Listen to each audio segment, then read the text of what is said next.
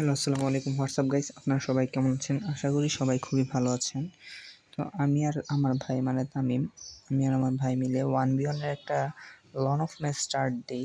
তাতে মানে আমি এত খারাপভাবে হেরে যাব সেটা কল্পনা করতে পারি নাই। লাস্ট ম্যাচটা ও ডাবল ব্যাকটন নিয়ে আমার এমন মাইরটা দিল যে আমি ওর সামনে খেলাতে পারি নাই। মানে পুরাই আগুন।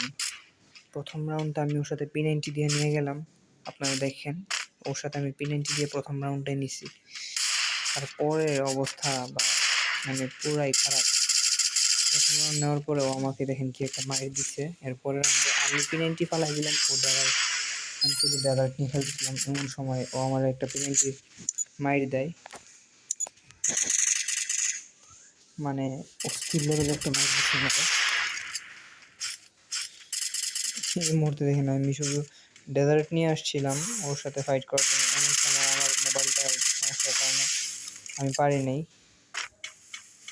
আমি এই মুহূর্তে মেরি করে নিলাম ওর সাথে টিম আপ করে। মেরি করার পরে দেখেন আমাকে কি একটা মাইর দিল।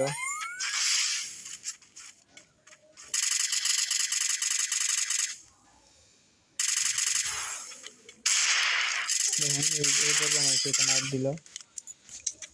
আমি যাই এটা যে প্রথম থেকে ভালো ছিল।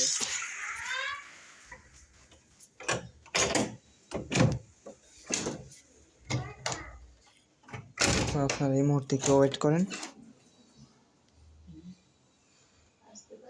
জি আসেন। ও আচ্ছা,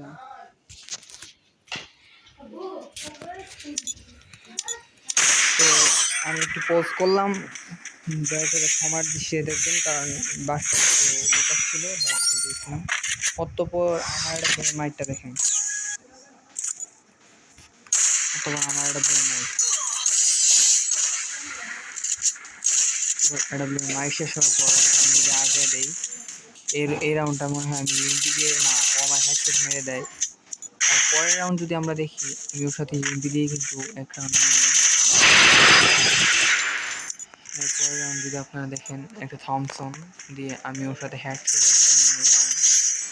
তারপর যদি আরও এক রাউন্ড দেখতে চান তাহলে একটা থমসনের মাইর খাওয়া যায় আমি ওটা। অ্যান্ড ফাইনাল ম্যাচে ও আমার সাথে যে কাজটা করে, ডাবল ব্যাকটন নিয়েও আমার যে একটা মাইর দেয়, আমি ওর থেকে সেটা আশা করি। তো আপনাদের ভিডিওটা কেমন লাগলো সবাই কমেন্ট বক্সে জানাবেন, লাইক করবেন, সাবস্ক্রাইব করবেন অবশ্যই অবশ্যই অবশ্যই। আসসালামু আলাইকুম।